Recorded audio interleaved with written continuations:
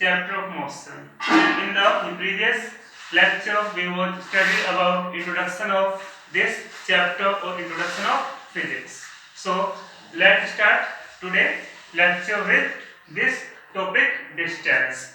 You know that about what is motion and what is rest. मैंने आपको वहां पे ये बताया था मोशन होता है क्या. मोशन में मैंने बताया था कि अगर कोई भी ऑब्जेक्ट है उसकी पोजीशन टाइम के रिस्पेक्ट में चेंज होती है तो उसे हमने नाम दिया था मोशन का. और अगर कोई भी ऑब्जेक्ट है उसकी पोजीशन जो है टाइम के रिस्पेक्ट में चेंज नहीं होती उसे बोलते हैं रेस्ट. ठीक है. और इसमें मैंने आपको ऐसे भी बताया था कि ये क्वांटिटीज जो आपके पास होती है, एक वेक्टर होती है और एक होती है स्केलर क्वांटिटी. तो वेक्टर में मैंने आपको बताया था कि वेक्टर में मैग्नीट्यूड भी होता है, साथ ही साथ क्या होता है, डायरेक्शन भी होता है. जबकि स्केलर में मैंने बताया था कि ओनली वहां पे मैग्नीट्यूड होता है बट डायरेक्शन फिक्स नहीं होता कि ऑब्जेक्ट को किस साइड में मूव करना है. तो उसी से हम स्टार्ट करते हैं. आज का ये टॉपिक है डिस्टेंस होता क्या है. यू नो दैट अगर मान लेते हैं यहाँ पे कोई भी एक ऑब्जेक्ट है, यहाँ पे सपोज यहाँ पे मैं खड़ा हूँ, ठीक है, और आगे मैंने मूव किया इस प्रकार से, वहां से लेकर मैं यहाँ पे आ गया. अब अगेन मैं वापस जहाँ पे था वही पहुंच गया. तो मतलब सपोज मैं था ए पॉइंट पे, फिर मैं पहुंचा बी पॉइंट पे और अगेन ये वापस आ गया ए पॉइंट पे. तो यहाँ पे देखिए जो हमारे पास ए से बी का जो डिस्टेंस है सपोज मैं मान लेता हूँ 5 मीटर. ठीक है. तो जब मैंने ए से बी का डिस्टेंस कवर किया तो वो डिस्टेंस कितना हुआ, 5 मीटर हुआ. ठीक है. और अगेन जब मैं बी से लेकर ए पे आ रहा हूं तो वो भी कितना हो जाएगा, 5 मीटर. तो अगर हम इनको ऐड कर दें तो मेरे पास क्या आ जाएगा, टोटल डिस्टेंस कितना आ गया, 10 मीटर.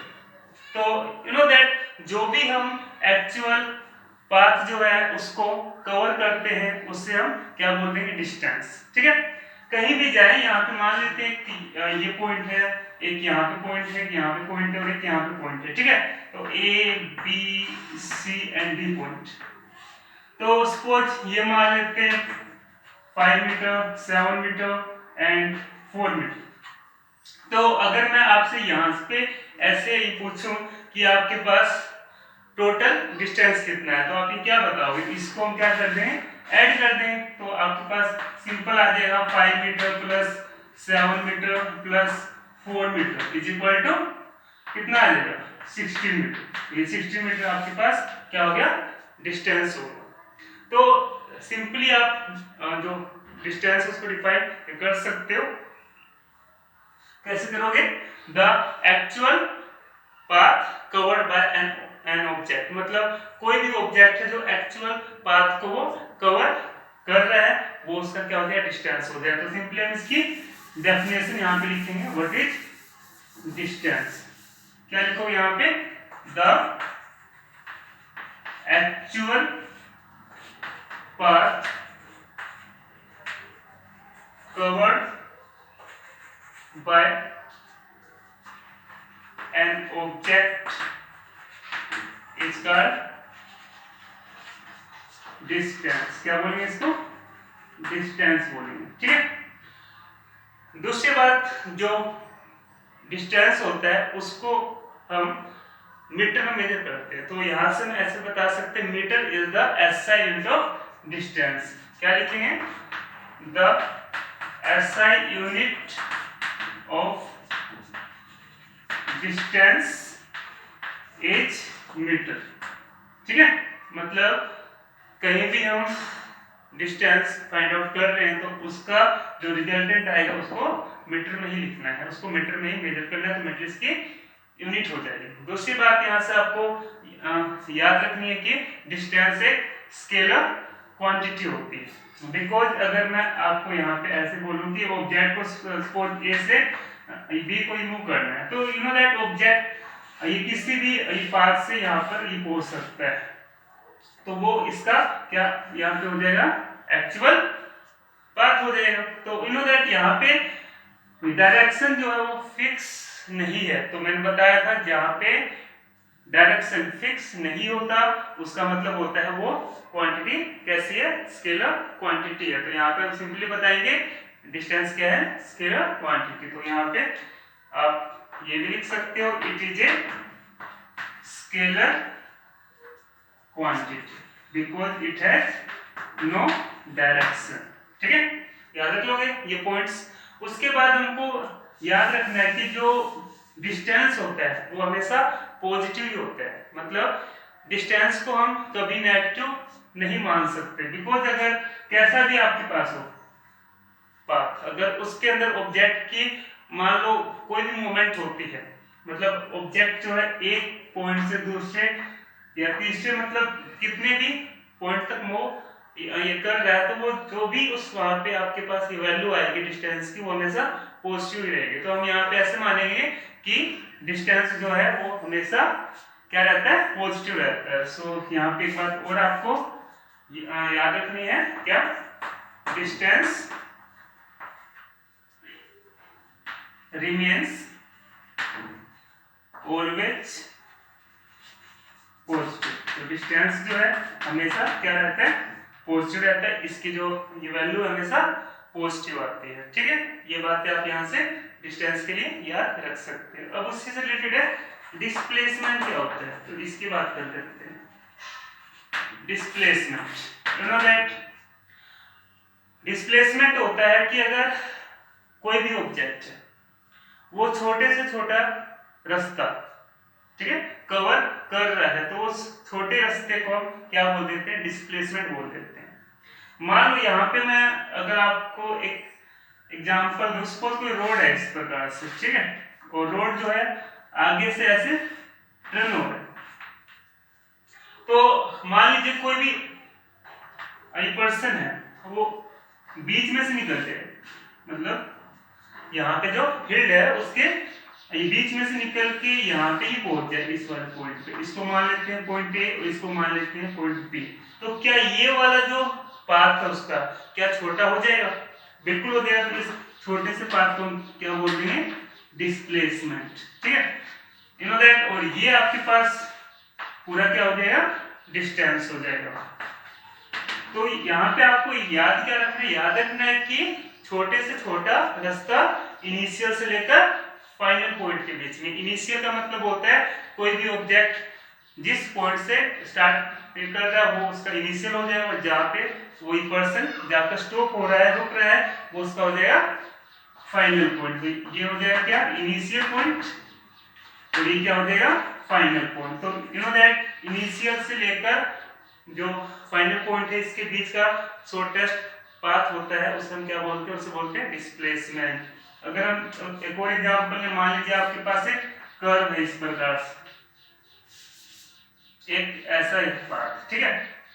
अब एक पर्सन इस रास्ते से जाए ऐसे करके, ठीक है, अब उसका छोटा रास्ता ये क्या हो सकता है, ये मान लो इसका इनिशियल पॉइंट, ये है फाइनल, तो छोटा रास्ता होगा कि हम सीधा यहाँ पे पहुंचे, यही होगा ना।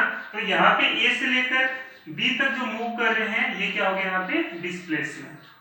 आई होप कि आपको जो डिस्प्लेसमेंट है वो अच्छे से समझ में आया होगा कि होता क्या है। डिस्प्लेसमेंट होता है the shortest path between initial to ये final position of the object, मतलब जहाँ पे ऑब्जेक्ट कैसे रुक रहा है। तो यहाँ पे लिखेंगे हम डिस्प्लेसमेंट होता है, क्या लिखोगे, द शॉर्टेस्ट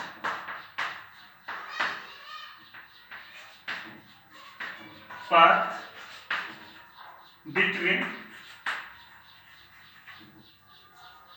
initial to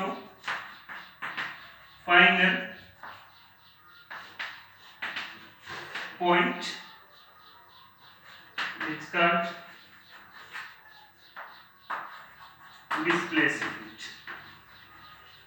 ठीक है, याद रखेंगे कि छोटे से छोटा रास्ता ये जो कि इनिशियल से लेकर फाइनल पॉइंट के बीच में होता है। ठीक है, उसके बाद यू नो दैट इसकी भी असाइनमेंट क्या होती है, सेम होती है, इट्स असाइनमेंट मीटर, इसकी भी असाइनमेंट मीटर ही रहेगी।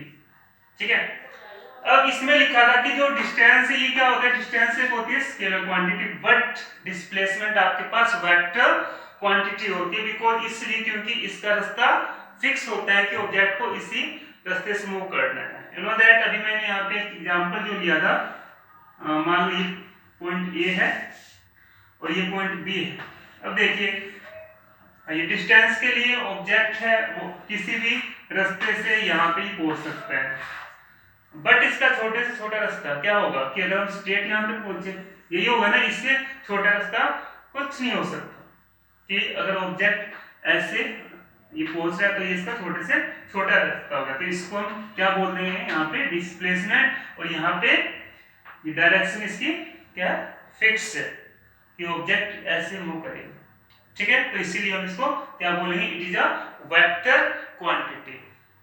यू नो दैट जो वेक्टर क्वांटिटी होती है उसमें both magnitude as well as direction भी होता है। सो इसके अंदर मैग्नीट्यूड भी है, मान लीजिए ये आपके पास 5 मीटर, साथ ही साथ यहाँ पे क्या है डायरेक्शन भी है, तो सिंपली हम इसको क्या बोल सकते हैं, it is a vector quantity. तो हम यहाँ पे लिखेंगे displacement is a vector quantity, displacement is a vector quantity. ठीक है, उसके बाद हमने यहाँ पे बताया था कि डिस्टेंस जो है वो हमेशा क्या रहता है, पॉजिटिव रहता है, बट डिस्प्लेसमेंट जो है वो जीरो भी हो सकता है, नेगेटिव भी हो सकता है और पॉजिटिव भी हो सकता है। तो यू नो दैट हम यहाँ पे ये लिख सकते हैं, it may be positive, negative और जीरो। ठीक है, अगर इसका मैं एक एग्जांपल, मान कोई पर्सन है उसको एक राउंड कंप्लीट करना है, वो उसने यहाँ से स्टार्ट किया, सपोज एक हम यहाँ पे राउंड दिखा देते हैं, सपोज उसने यहाँ से स्टार्ट किया ए पॉइंट से, ठीक है, और अगेन उसने एक राउंड जब ये कंप्लीट किया तो वो अगेन ए पर पहुंच गया। तो यू नो जहां से उसने स्टार्ट किया और वहीं पे जाकर स्टॉप हो गया, तो सिंपल सी बात है कि इसका इनिशियल एंड फाइनल पॉइंट जो है सेम हो जाएगा। तो यू नो दैट इसका कोई छोटा रास्ता हो ही नहीं सकता, जहां से उसने स्टार्ट किया वहीं पे जाके स्टॉप हो गया। तो सिंपली हम यहाँ से क्या बताएंगे कि यहाँ पे डिस्प्लेसमेंट कितना होगा, जीरो होगा, एक कंप्लीट राउंड के लिए, एक कंप्लीट सर्कुलर पाथ के लिए। ठीक है, मतलब ऑब्जेक्ट, और भी इसका एक एग्जांपल है कि मान लो एक ऑब्जेक्ट है उसने यहाँ से स्टार्ट किया, ठीक है, और ये पहुंच गया पॉइंट बी पर, और अगेन बी से कहां पे आ गया, ए पॉइंट पे। तो जहां से उसने स्टार्ट किया था वहीं पे जाकर रुक गया, गया यहाँ पे और अगेन इसी पॉइंट पे आ गया। तो यहाँ पे हम ऐसे बता सकते हैं इसका इनिशियल एंड फाइनल जो ये पॉइंट वो क्या है, सेम है।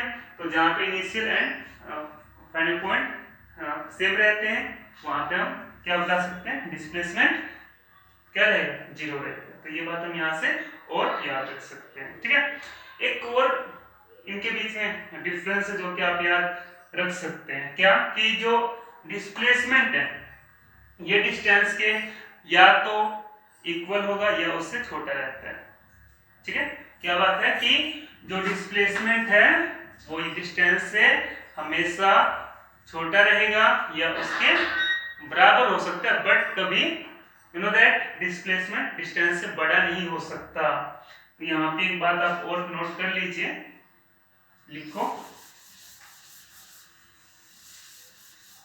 क्या लिखे हैं, डिस्प्लेसमेंट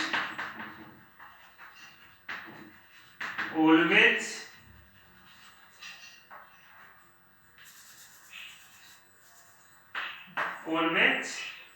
लेस देन और इक्वल टू डिस्टेंस। ठीक है, सच्चाई हम ऐसे लिख सकते हैं कि डिस्प्लेसमेंट जो है वो क्या रहेगा, छोटा रहेगा या इक्वल हो सकता है किसके, डिस्टेंस के। ठीक है, और अगर हम इसके लिए लिखें तो इसमें आप ऐसे लिखोगे क्या कि जो डिस्टेंस है ये हमेशा बड़ा होगा या इक्वल होगा किसके, डिस्प्लेसमेंट के। तो इसी का अगर हम यहाँ पे एक एग्जांपल है उसके थोड़ा समझने की कोशिश करते हैं, तो देखिए कैसा भी रास्ता ले लो आप, पॉइंट मान लेते हैं पॉइंट ए और बी, या इसकी जगह ऐसे मान लेते हैं पॉइंट ए है, यहाँ पे पॉइंट बी और यहाँ पे पॉइंट सी। यहाँ पे हम ऐसे मान ली ये है 5 मीटर, ये है 3 मीटर। तो अगर यहाँ पे हम डिस्टेंस भी निकालें और ये डिस्प्लेसमेंट भी निकालें, फिर इनकी जो वैल्यू है उसको कंपेयर करते हैं, तो यही डिस्टेंस है कितना आ जाएगा आपके पास, डिस्टेंस हो जाएगा अगर इनको हम ऐड कर दें, मतलब ए बी प्लस में बी सी, कितना हो जाएगा, ए बी तो है आपके पास 5 मीटर और ये कितना है 3 मीटर, तो अगर इनको ऐड करें ये हो गया 8 मीटर, 8 मीटर तो हो गया आपके पास क्या डिस्टेंस। अगर इस केस में डिस्प्लेसमेंट निकालें, कैसे निकाल सकते हो आप, डिस्प्लेसमेंट नो दैट ऑब्जेक्ट ने यहाँ से स्टार्ट किया तो ये हो गया इसका इनिशियल पॉइंट और यहाँ पे जाकर रुक गया पॉइंट सी पे, तो ये हो गया इसका फाइनल पॉइंट। तो अगर इनके बीच का शॉर्टेस्ट पाथ निकालें तो ये सी है इसका फाइनल पॉइंट, नो दैट इसको हम इससे मिला दें तो ये इसका क्या बन जाएगा डिस्प्लेसमेंट। और अगर ये मान लेते हैं कि राइट एंगल पे है तो अकॉर्डिंग टू एक आपके पास ये फॉर्मूला होता था मैथ के अंदर, आप लोगों ने सीखा होगा ये पाइथागोरस थ्योरम, तो उसके अप्लाई से हम ये वाली साइड फाइंड आउट कर सकते हैं। तो देखिए इतना तो था आपके पास डिस्टेंस, तो अगर यहाँ से ये डिस्प्लेसमेंट निकालें तो ये कितना आ जाएगा, देखो नो दैट क्या फॉर्मूला होता है AC का square is equal to AB का स्क्वायर प्लस में BC का स्क्वायर, ये हो जाएगा ना फॉर्मूला, इसका स्क्वायर यहाँ से हटा क्या हो जाएगा इसके अंडर रूट आ जाए, तो now AC is equal to AB का स्क्वायर, 5 का स्क्वायर कितना होता है 25, ठीक है, प्लस BC का स्क्वायर कितना होता है 9, 3 का स्क्वायर कितना होता है 9 अंडर द रूट। अब देखिए अगर इसको हम सॉल्व करें तो आपके पास AC कितना आ जाएगा अंडर द रूट ऑफ, अगर इसको ऐड करें तो 34 और नियर अबाउट अगर इसको हम सोल्व करें तो ये आ जाएगा 5.8 अगर रूट को फाइंड आउट करें तो। अगर देखो कितना आ गया आपके पास क्या डिस्प्लेसमेंट आ गया, ठीक है। तो अगर हम इनको आपस में कंपेयर करें डिस्टेंस को और ये डिस्प्लेसमेंट को, तो यहाँ पे हमको ऐसे देखने को मिला कि जो ये डिस्टेंस है ये इससे क्या है बड़ा है। तो एक बात आपको इजीली यहाँ से याद रखनी है कि डिस्टेंस जो होता है वो डिस्प्लेसमेंट से हमेशा ग्रेटर रहेगा, ठीक है। तो ये बात आप नोट कर लें, उसके बाद हम कुछ न्यूमेरिकल्स करते हैं।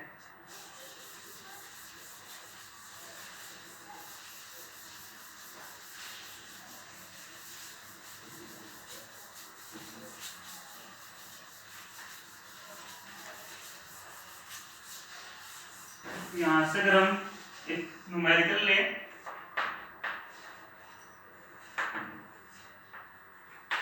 जैसे मैंने बता दिया कि आपके पास कोई वॉच घड़ी है, ठीक है, तो इस प्रकार से, और इसकी जो मिनट वाली सुई है उसकी लेंथ है 7 मीटर।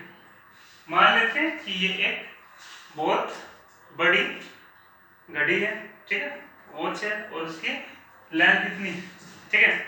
तो अब इसने बता दिया कि मान लो 10 बजे से टाइम जो है वो हो गया 10:30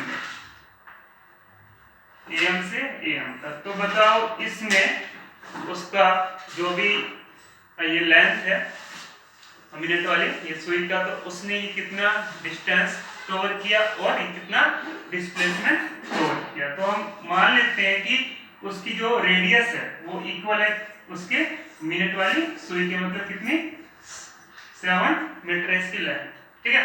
अब यू नो दैट ये टाइमिंग जो लिखी हुई है वो लिखी है 10 बजे से, यहाँ पे बसते हैं 10, यहाँ पे बसते हैं ना जब सुई जो है ये 12 पे आ जाती है, ठीक है। और यू नो दैट कहाँ तक मूव करेगी, यहाँ से मूव करते हुए कहाँ पहुंच जाएगी 10:30 तक, मतलब यहाँ तक। तो ये इसका कंप्लीट हो गया पाथ यहाँ, ठीक है। तो बताओ इसमें टोटल डिस्टेंस कितना होगा, मतलब ये पाथ निकालना है। तो वी नो दैट हमको ऐसे पता है कि सरकम ट्रांस ऑफ सर्कल क्या होता है, क्या फॉर्मूला होता है 2 पाई r, वो होता है एक कंप्लीट राउंड के लिए, ठीक है। बट यहाँ पे देखें तो राउंड कितना है, हाफ राउंड है, तो हम इसका क्या कर देंगे, हाफ कर देंगे, कितना आ जाएगा, पाई r आ जाएगा आपके पास, ठीक है। पाई की वैल्यू होती है 22/7 और r आपके पास यहाँ कितना बता रखा है 7, कैंसिल आउट हो गया, और आपके पास डिस्टेंस या जो ये कर्व है इसकी ये लेंथ कितनी आ जाएगी 22 मीटर, तो ये क्या हो जाएगा, ये हो जाएगा आपके पास डिस्टेंस। ओके, अगर इसी में हम निकालें इसका डिस्प्लेसमेंट कितना होगा, कैसे निकालो डिस्प्लेसमेंट, ये होता है जहां से उसने स्टार्ट किया और जहां पे जाके वो स्टॉप हो रही है उसके बीच का छोटे से छोटा रास्ता, छोटा रास्ता क्या होगा कि हम डायरेक्ट ऐसे पहुंच जाए, ठीक है। तो यू नो दैट इसकी रेडियस की कितनी 7 मीटर, लेंथ इसकी कितनी ये 7 मीटर, और इसका यहाँ पे क्या हो गया डबल हो गया, तो हमारे पास डिस्प्लेसमेंट कितना आ जाएगा, डिस्प्लेसमेंट यहाँ पे आ जाएगा 7 मीटर ये वाली लेंथ और प्लस में 7 मीटर ये वाली लेंथ, ये कितना आ गया 14 मीटर, तो ये आपके पास क्या हो गया डिस्प्लेसमेंट, ठीक है। तो इस अगर हम इसमें भी ये देखें तो जो ये डिस्टेंस है वो इस वैल्यू से क्या है ज्यादा है, तो मैंने आपको ये बात बताई है कि डिस्टेंस हमेशा ये डिस्प्लेसमेंट से ज्यादा रहेगा या अधिक से अधिक उसके इक्वल हो सकता है, ठीक है। तो ये क्वेश्चन आप यहाँ से कर सकते हैं, ऐसे और भी जो ये क्वेश्चंस है आपकी बुक में उन्हें आपको सोल्व करना है, ठीक है। तो इतना नोट कर लें, उसके बाद हम स्टार्ट करते हैं स्पीड, स्पीड क्या होता है।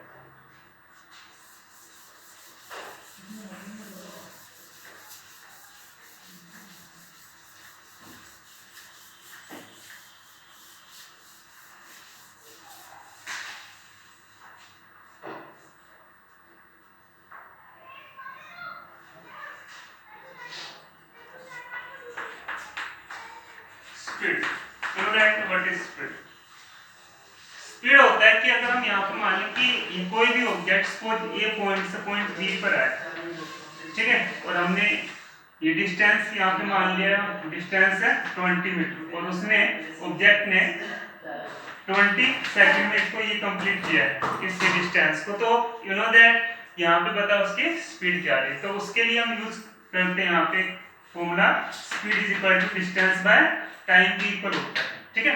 तो अगर हम इसको डिवाइड करें 20/20 तो ये कितना आ जाएगा 1 मीटर पर सेकंड, तो object you know that 1 second में 1 मीटर डिस्टेंस कवर कर रहा है, तो वो उसका क्या हो जाएगा स्पीड हो जाएगी कितनी 1 मीटर पर सेकंड।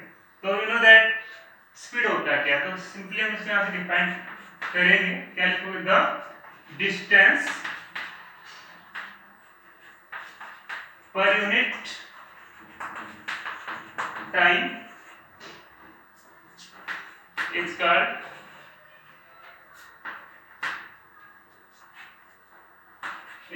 व्हाट स्पीड, इसको हम क्या बोलेंगे स्पीड, मतलब ऑब्जेक्ट ये टाइम के साथ साथ में ये कितना डिस्टेंस कवर कर रहा है, तो उनका जो रेशो होगा डिस्टेंस का और टाइम का वो आपके पास क्या बता देगा वहां पे स्पीड को बता देगा। तो यहाँ पे सिंपली आप इसका फॉर्मूला लिख सकते हो कि स्पीड इज इक्वल टू क्या हो गया डिस्टेंस अपॉन में टाइम, ओके।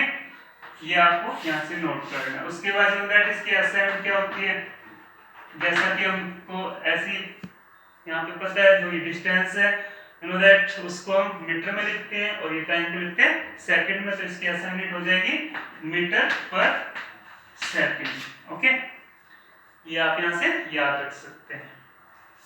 उसके बाद अगर हम इसके लिए लिखें कि ये एक वेक्टर क्वांटिटी है या स्केलर क्वांटिटी है, तो हमें आप क्या बताएंगे, ये जैसे कि आपके पास डिस्टेंस है ये क्या होता है स्केलर होता था, तो अगर ये है स्केलर तो ये भी क्या रहेगा स्केलर क्वांटिटी, तो यहाँ पे लिखेंगे speed is a scalar quantity, scalar quantity, तो स्पीड भी यहाँ पे क्या होगा स्केलर क्वांटिटी ही रहेगा, ठीक है। ये बात आप नोट कर ले, और स्पीड भी हमेशा क्या रहता है speed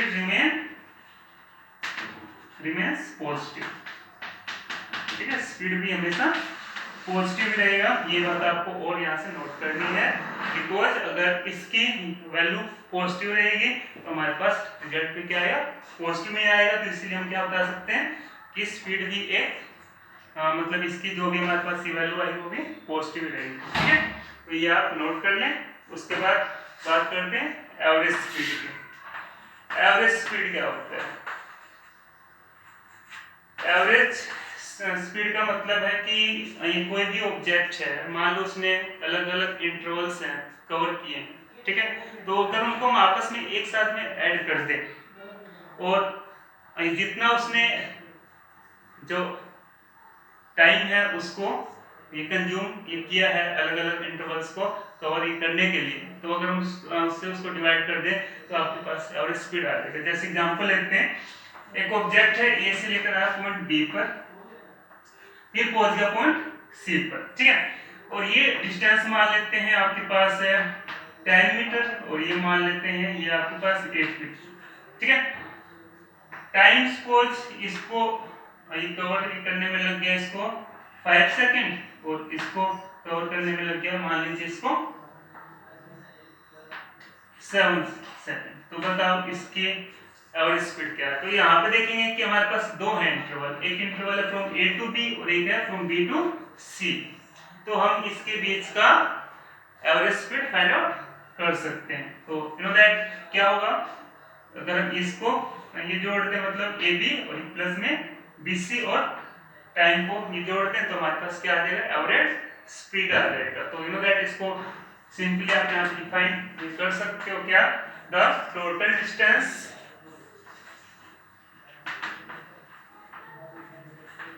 covered by an object with respect to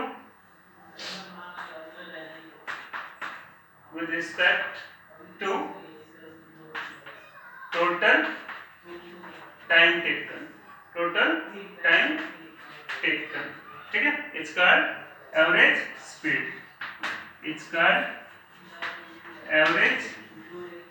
speed लिख सकते हैं। तो you know that average speed का फॉर्मूला क्या होगा, average speed is equal to total distance by total time, ठीक है। तो अगर हम इस एग्जांपल को लिए यहाँ पे तो टोटल डिस्टेंस कितना हो गया 10 मीटर और प्लस में 8 मीटर, मतलब एवरेज स्पीड यहाँ पे इसकी कितनी आ जाएगी, तो ये डिस्टेंस तो हो गया आपके पास 18 मीटर, इसको हमने ऐड कर दिया, टाइम कितना हो गया 5 सेकंड और 7 सेकंड 12 सेकंड, ठीक है, कितने ये सेकंड। तो अगर इसको सोल्व हम ये करें तो याद कितना आ जाएगा 3 आ जाएगा, यहाँ कितना आ जाएगा 2, तो ये आ जाएगा 1.5 मीटर पर सेकंड, ये यहाँ पे हो जाएगा इसकी एवरेज स्पीड, ठीक है। तो ऐसे जो क्वेश्चंस है आप और भी कर सकते हैं।